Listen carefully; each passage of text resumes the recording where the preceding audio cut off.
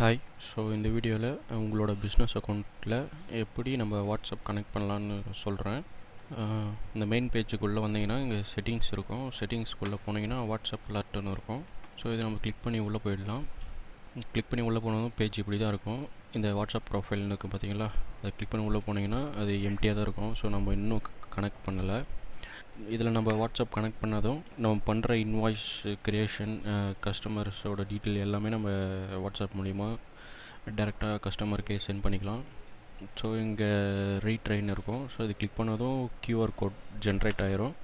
நான் இப்போ என்னோடய ஃபோனில் வாட்ஸ்அப்புக்குள்ளே செட்டிங்ஸ்குள்ளே போயிட்டு லிங்க்டு டிவைஸ்னு இருக்கும், அதை கிளிக் பண்ணி உள்ளே போயிடுறேன். ஸோ இப்போ நான் அது லிங்க்டு டிவைஸ் கொடுத்து நான் ஸ்கேன் பண்ணிக்கிறேன். இப்போ ஸ்கேன் ஆகிட்டு இருக்கு. ஸோ இப்போ என்னோடய வாட்ஸ்அப் அக்கௌண்ட் வந்து இதில் நான் கனெக்ட் பண்ணிட்டேன்.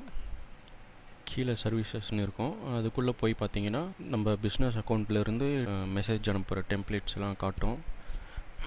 சர்வீஸ் புக் ஆனது, அப்புறம் அந்த சர்வீஸ் ஓல்டில் இருந்தால் அதுக்கு எப்படி மெசேஜ் போகும்னு காட்டும். சர்வீஸ் ஸ்டார்ட் பண்ணிவிட்டு அது என்ன ப்ராக்ரஸில் இருக்குது அப்படின்னு சொல்கிற மாதிரி ஒரு மெசேஜ் இருக்கும். ஸோ இதெல்லாம் உங்களுக்கு எடிட் பண்ணணும்னு நினச்சிங்கன்னா நீங்கள் அதை ப்ரீமியம் அக்கௌண்ட்டு அப்டேட் பண்ண வேண்டியதாக இருக்கும்.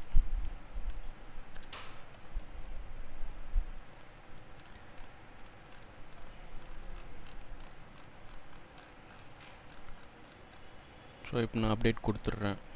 கனெக்ட் பண்ணதும் அப்டேட் கொடுத்துட்றேன். வாட்ஸ்அப்பு சக்ஸஸ்ஃபுல்லாக கனெக்ட் ஆகிடுச்சு. இப்போ நான் வந்து எந்த ஒரு இன்வாய்ஸ் க்ரியேஷன் பண்ணாலும் கஸ்டமர் நம்பருக்கு டைரெக்டாக வாட்ஸ்அப்பில் நம்மளோட அக்கௌண்ட்டில் மெசேஜ் போயிடும். Okay, thank you.